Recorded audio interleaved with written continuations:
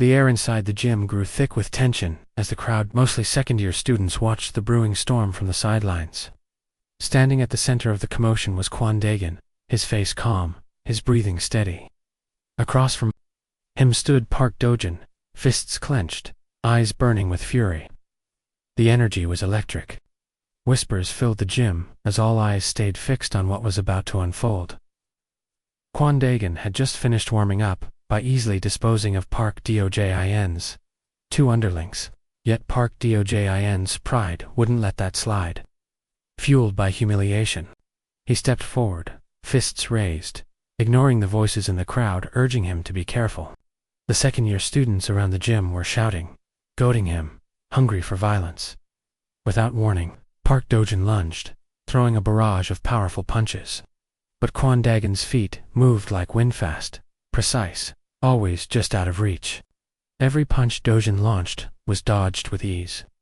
No counterattack, no aggression, only calm and control. It was as if Kwon Daegan was simply observing, calculating. Frustration began to twist Park Dojin's expression. He roared, unleashing a flurry of blows, but Kwon continued to dodge unfazed, unreadable. The crowd grew restless. Some started to feel sorry for Dojin, who couldn't even land a single hit. But others, especially the more observant, realized something deeper was happening. They remembered Kwon Daegan's past battles, how he always began by studying his opponent's rhythm before dismantling them completely.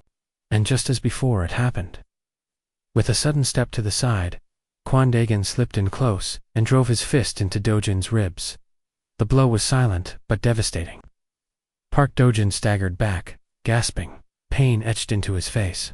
And before he could recover, Kwon was already moving again. This time, Kwon didn't hold back. Fist after fist slammed into Dojin's gut, his chest, his jaw. Every strike knocked him down. Dojin tried to stand. He tried again. But each time, Kwon was there, delivering punishment with surgical precision. The gym echoed with the dull thud of flesh on flesh. Then, in the middle of the carnage, Kwon spoke. His words were cold, detached. He said he was still just warming up, and he had hoped Park Dojin would be enough to get his body going. But it seemed he was wrong. That single statement shattered Park Dojin's composure. Enraged, he screamed and charged again. But Kwon Daegan had already learned everything he needed. He knew the speed, the reach, the weight of Dojin's fists. There were no more surprises, only predictability. And with that knowledge, Kwon struck again. He intercepted Dojin's attack and punished him with brutal counterblows. Every hit pushed Dojin further down into despair. His strength was nothing, his anger useless at the edge of the gym. No Manhwa and his crew sat in silence, their eyes locked onto the unfolding match. They watched not just the fight, but the art behind it. They saw that Kwon Daegan wasn't simply brawling. He was dominating with intelligence and timing. Park Dojin had become a puppet in the ring, dancing to the rhythm set by Kwon's unrelenting hands. And in that moment, it became clear to everyone watching. This wasn't a fight, this was a lesson. Kwon Daegan was in complete control, and Park Dojin was finished. Even after being battered and outclassed, Park Dojin refused to stop. He kept charging, fists swinging with desperation, driven by pride and anger. But each strike was met with the same frustrating result: empty air. Kwon Daegan didn't even seem to try. His body moved with effortless precision, swaying just enough to avoid contact. Eyes fixed on his opponent with complete composure. It wasn't a matter of luck or timing anymore. It was domination. Every time Park Dojin launched an attack, Kwon responded with a counterblow, a jab to the ribs, a hook to the cheek, a brutal strike to the side. With each hit, Dojin stumbled, growing more disoriented, his will unraveling, like thread pulled from its seams. From the benches, Lee Sung-hoon watched intently. Unlike the others, he wasn't shouting or cheering. His eyes narrowed, thoughtful. He knew Park Dojin wasn't weak. On the contrary, Dojin was one of the strongest among them.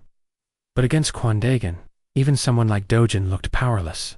It wasn't a fair comparison. This wasn't just a difference in strength. It was the difference between a fighter and a monster. Back on the floor, Kwon took a step back, barely winded. His voice rang out, cool, flat, taunting. He told Dojin to get serious. Because he was already bored. Elsewhere, inside an arcade buzzing with game sounds, Yuji Seoki leaned casually against a machine, talking to Suzy, when he mentioned KWON.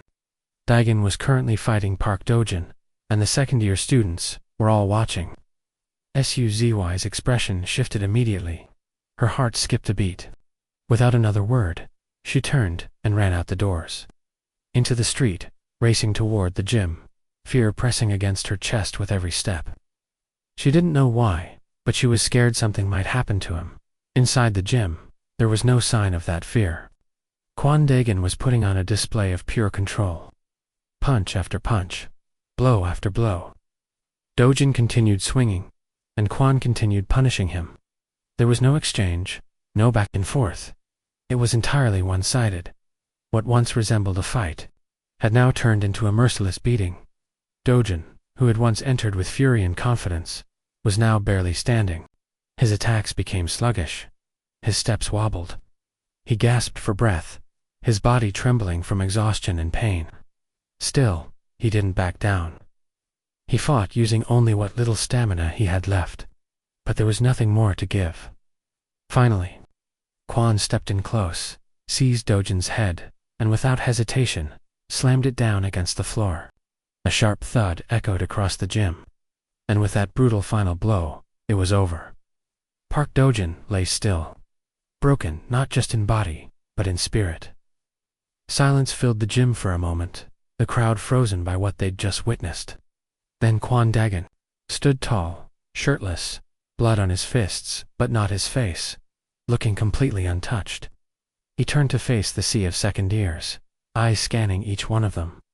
His voice cut through the silence low, confident, challenging. He asked who was next, and he smiled. Calm, composed, fearless. Because Kwon Daegan was just getting started. Inside the gym where Park Dojin trained, the air felt heavy with tension. His fists rested idly on his knees as he sat in silence, barely moving.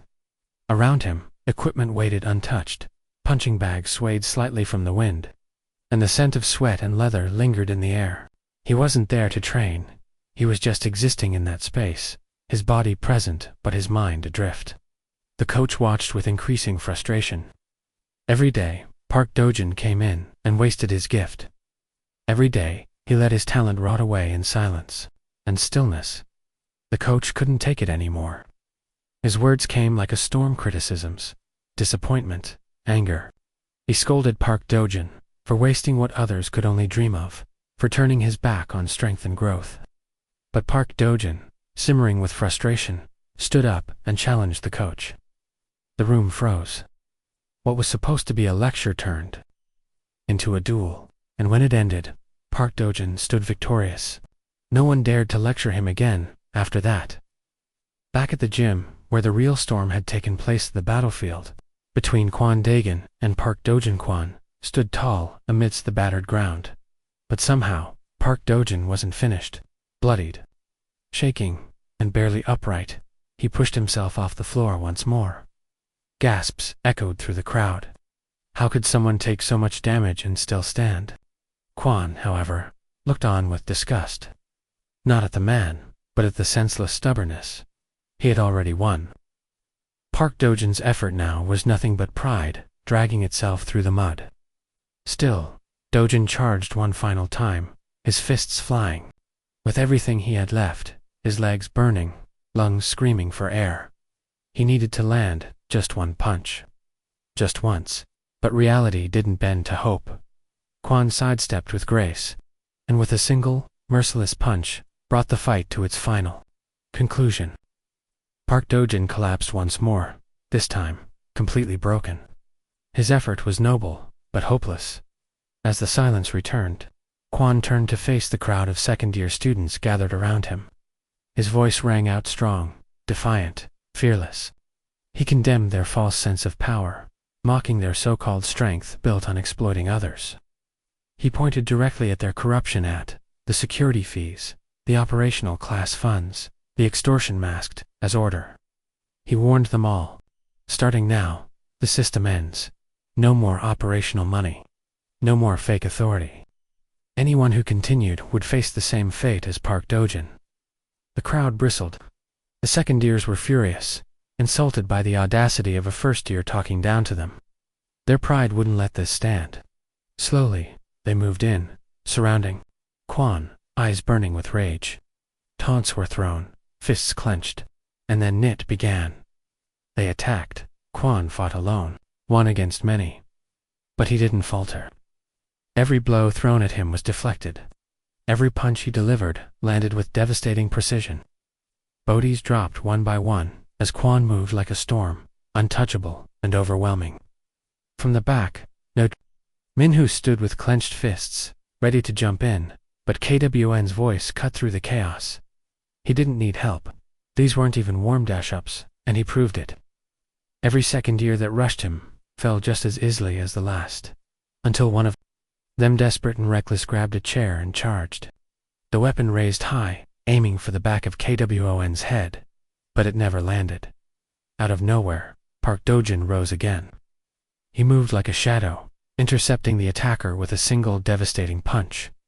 The impact echoed through the gym. The chair clattered to the floor. Gasps followed. How was Dojin still standing?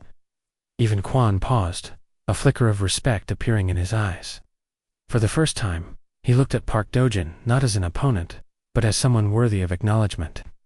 Park Dojin, breathing heavily, face swollen, turned to Kwon with burning determination. He sprinted toward him once more, convinced this time would be different. His body felt lighter, his heart beat faster. He believed, but belief wasn't enough. Kwon moved, and with one final serious punch, KWON struck. The air split.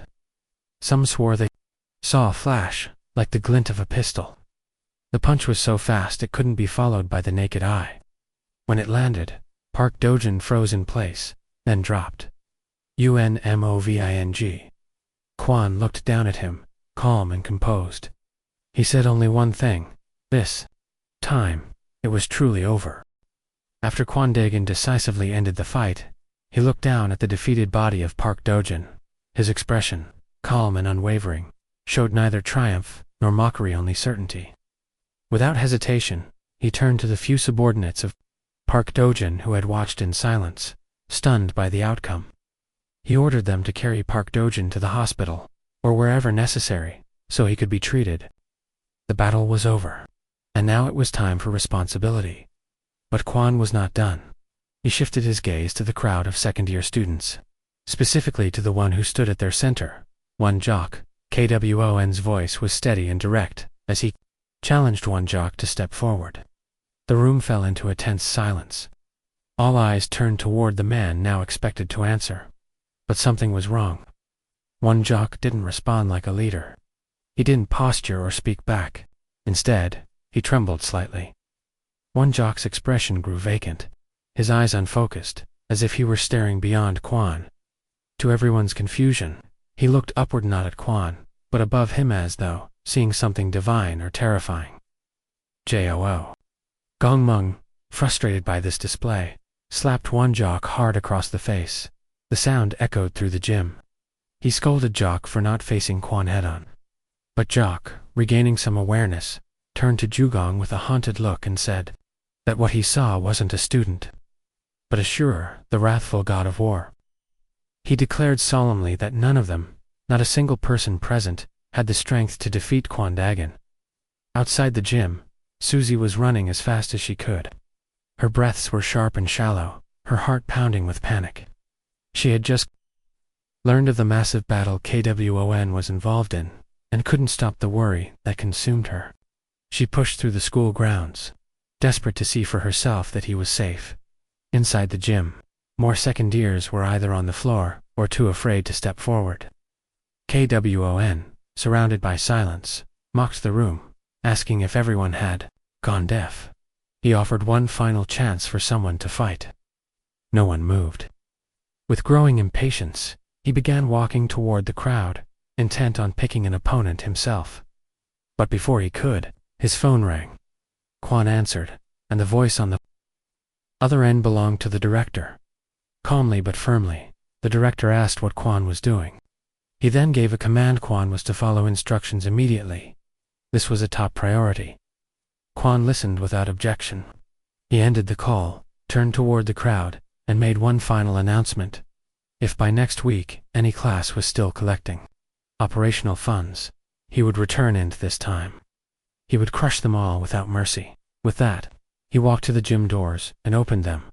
Standing there, breathless and flushed, was Susie. She froze in shock, her wide eyes scanning the destruction behind KWON.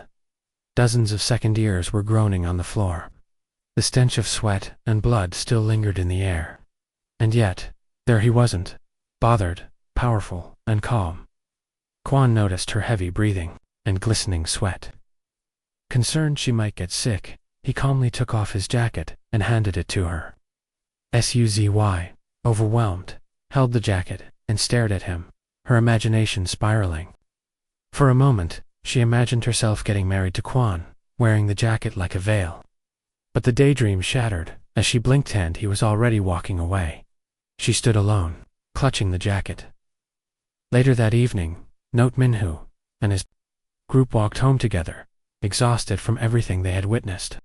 Kwon, walking a short distance behind, told them to go ahead.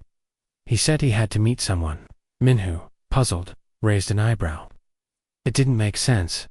Who could Kwon possibly be meeting at this late hour?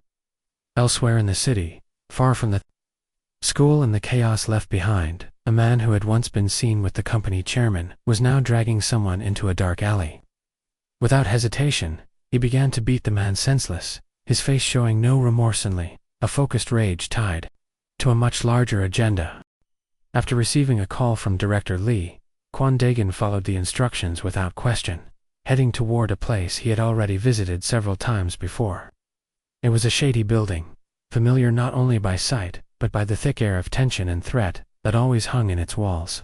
KWON entered, passing through the front hallway, then made his way up the stairs, his steps calm and deliberate.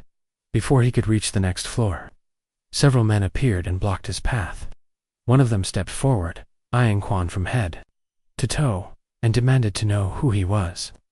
Kwon, still holding his phone with the call still active, ended it without a word and tucked it away. He didn't answer the question. Instead, when one of the gang members tried to grab him, Kwon moved, first launching a quick, precise strike that knocked the man back with brutal efficiency. The rest of the group froze, unsure whether to attack or run. Before they could decide, a voice from the back ordered them to stop. The voice was calm, commanding, and carried weight. It belonged to someone Kwon recognized. The man stepped forward from the shadows. It was Park Hee-jun. Kwon's expression eased slightly, and without further trouble, they made their way to the rooftop of the building. The tension from before gave way to a more casual atmosphere as the two sat and talked like old friends. Park Hee-jun explained that he too was working for the same organization as Kwon, and he had been investigating the people in this building. He revealed that this group had been digging around for information on members of Black Dragon. Then, in a more serious tone, Park Hee-jun warned Kwon to be careful of Director Lee. He suggested that the director might not be as trustworthy as he seemed. KWON, however, was unmoved by the warning. He said he didn't care about any of that. All he wanted was to attend school, live normally, and graduate like every other student, something he had never truly experienced. He then told Park Hee-jun not to interfere with his affairs again. The next day, Kwon found himself being invited out by No Min, who said they were going to do something fun. Kwon agreed, curious about the destination. They ended up at a batting center indoor baseball practice facility. Kwon watched as Manhwa stepped up and hit a home run with a confident swing. Then Manhwa shared his secret with Kwon. To hit the ball, he slightly squinted his eyes. He even joked that this was also his strategy when fighting. Kwon couldn't help but smirk.